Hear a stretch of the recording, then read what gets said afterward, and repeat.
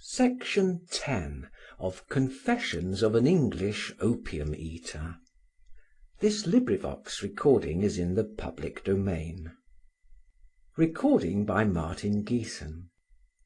Confessions of an English Opium Eater by Thomas de Quincey. Section 10. Introduction to the Pains of Opium. Courteous, and I hope indulgent reader, for all my readers must be indulgent ones, or else I fear I shall shock them too much to count on their courtesy. Having accompanied me thus far, now let me request you to move onwards for about 8 years. That is to say, from 1804, when I have said that my acquaintance with opium first began, to 1812. The years of academic life are now over and gone, almost forgotten. The student's cap no longer presses my temples. If my cap exist at all, it presses those of some youthful scholar, I trust, as happy as myself, and as passionate a lover of knowledge.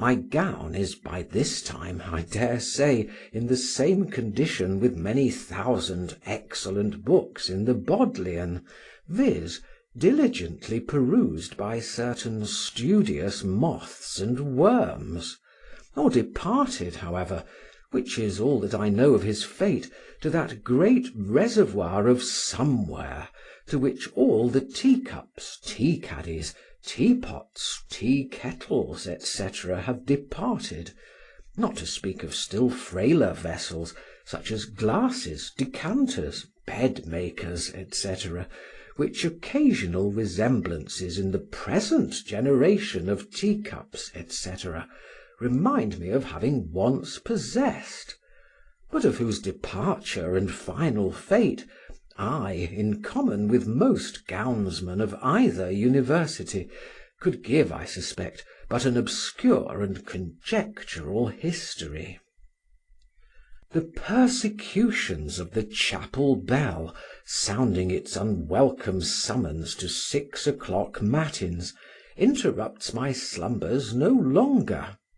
The porter who rang it, upon whose beautiful nose, bronze inlaid with copper, I wrote, in retaliation, so many Greek epigrams whilst I was dressing, is dead, and has ceased to disturb anybody; and I, and many others who suffered much from his tintinnabulous propensities, have now agreed to overlook his errors, and have forgiven him. Even with the bell I am now in charity. It rings, I suppose, as formerly, thrice a day, and cruelly annoys, I doubt not, many worthy gentlemen, and disturbs their peace of mind. But as to me, in this year 1812, I regard its treacherous voice no longer. Treacherous I call it, for by some refinement of malice it spoke in as sweet and silvery tones as if it had been inviting one to a party. Its tones have no longer, indeed, power to reach me, let the wind sit as favourable as the malice of the bell itself could wish, for I am 250 miles away from it, and buried in the depth of mountains. And what am I doing among the mountains? Taking opium. Yes, but what else? Why, reader, in 1812, the year we are now arrived at, as well as for some years previous, I have been chiefly studying German metaphysics in the writings of Kant, Fichte, Schelling, etc. And how and in what manner do I live? In short, what class or description of men do I belong to? I am at this period, viz. in 1812, living in a cottage, and with a single female servant, honi soit qui mal y pense, who amongst my neighbours passes by the name of my housekeeper.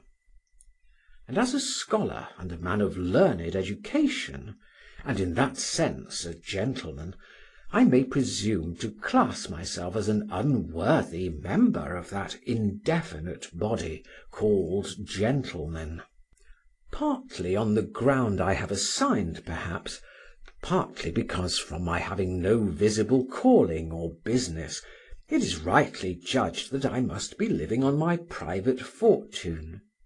I am so classed by my neighbours, and by the courtesy of modern England I am usually addressed on letters, etc., Esquire, though having, I fear, in the rigorous construction of heralds, but slender pretensions to that distinguished honour.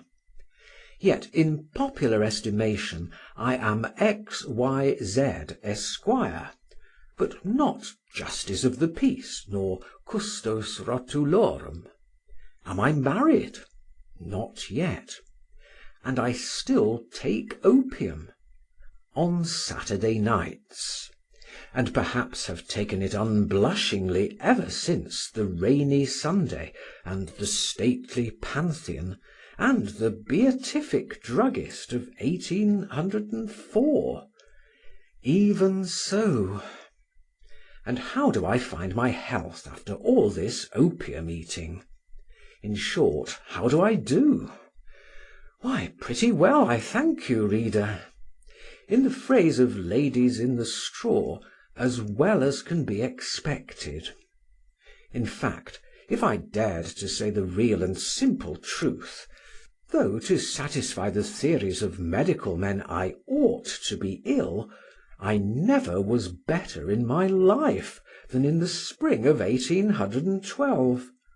And I hope sincerely that the quantity of claret, port, or particular Madeira, which in all probability you, good reader, have taken, and design to take for every term of 8 years during your natural life, may as little disorder your health as mine was disordered by the opium I had taken for 8 years, between 1804 and 1812. Hence you may see again the danger of taking any medical advice from Anastasius. In divinity, for aught I know, or law, he may be a safe counsellor, but not in medicine. No, it is far better to consult Dr. Buchan, as I did, for I never forgot that worthy man's excellent suggestion, and I was particularly careful not to take above 25 ounces of laudanum. To this moderation and temperate use of the article I may ascribe it, I suppose, that as yet at least, i.e. in 1812, I am ignorant and unsuspicious of the avenging terrors which opium has in store for those who abuse its lenity. At the same time, it must not be forgotten that hitherto I have been only a dilettante eater of opium. 8 years' practice even, with a single precaution of allowing sufficient intervals between every indulgence, has not been sufficient to make opium necessary to me as an article of daily diet. But now comes a different era. Move on, if you please, reader, to 1813. In the summer of the year we have just quitted, I have suffered much in bodily health from distress of mind connected with a very melancholy event. This event being no ways related to the subject now before me, further than through the bodily illness which it produced, I need not more particularly notice.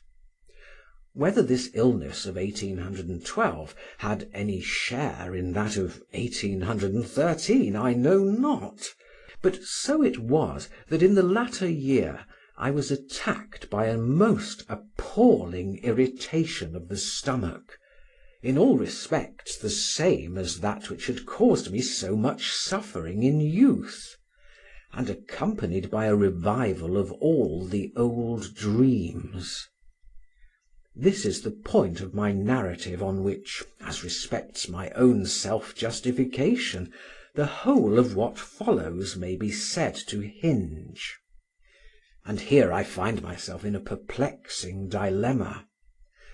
Either, on the one hand, I must exhaust the reader's patience by such a detail of my malady, or of my struggles with it, as might suffice to establish the fact of my inability to wrestle any longer with irritation and constant suffering; or, on the other hand, by passing lightly over this critical part of my story, I must forego the benefit of a stronger impression left on the mind of the reader, and must lay myself open to the misconstruction of having slipped, by the easy and gradual steps of self-indulging persons, from the first to the final stage of opium eating, a misconstruction to which there will be a lurking predisposition in most readers, from my previous acknowledgments.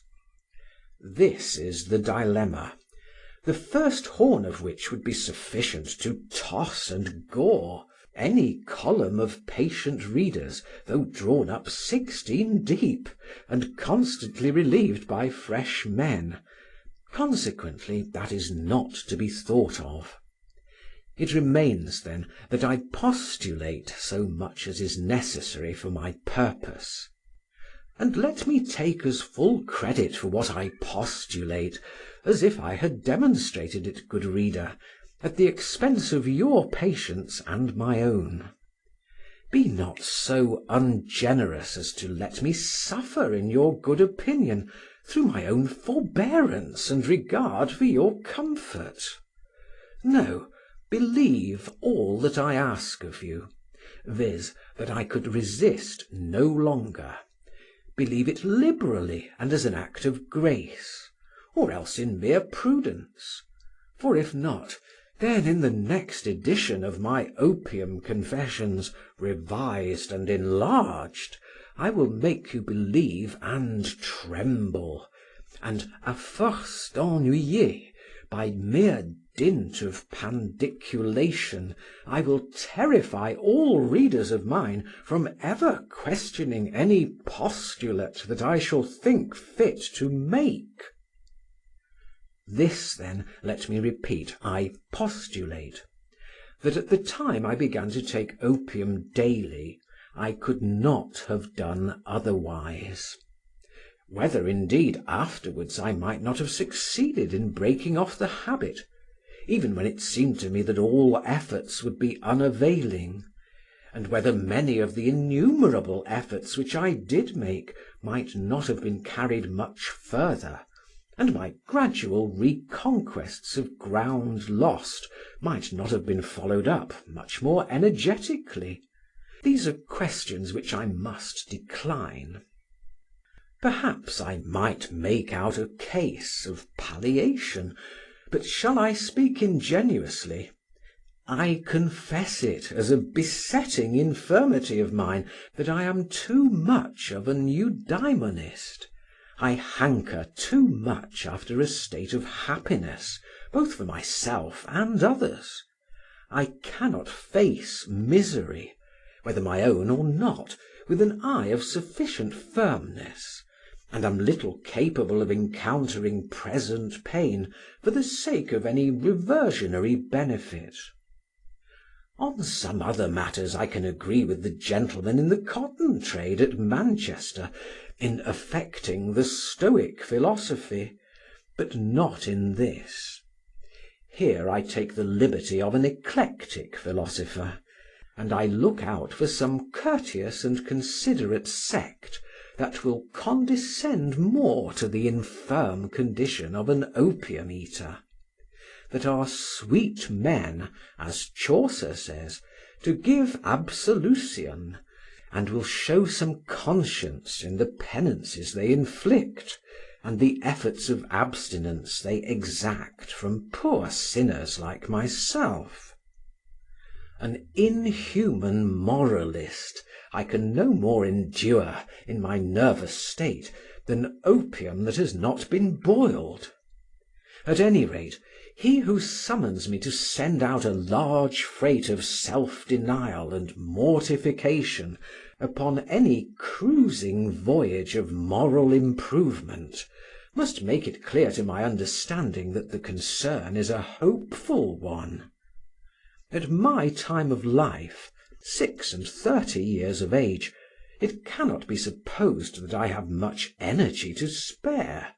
In fact, I find it all little enough for the intellectual labours I have on my hands, and therefore let no man expect to frighten me by a few hard words into embarking any part of it upon desperate adventures of morality. Whether desperate or not, however, the issue of the struggle in 1813 was what I have mentioned, and from this date the reader is to consider me as a regular and confirmed opium eater, of whom to ask whether on any particular day he had or had not taken opium would be to ask whether his lungs had performed respiration, or the heart fulfilled its functions. You understand now, reader, what I am, and you are by this time aware that no old gentleman with a snow-white beard will have any chance of persuading me to surrender the little golden receptacle of the pernicious drug. No, I give notice to all, whether moralists or surgeons, that whatever be their pretensions and their skill in their respective lines of practice, they must not hope for any countenance from me if they think to begin by any savage proposition for a Lent or a Ramadan of abstinence from opium. This then being all fully understood between us, we shall in future sail before the wind. Now then, reader, from 1813, where all this time we have been sitting down and loitering, rise up, if you please, and walk forward about 3 years more. Now draw up the curtain, and you shall see me in a new character. End of section 10. Recording by Martin Geeson in Hazelmere, Surrey.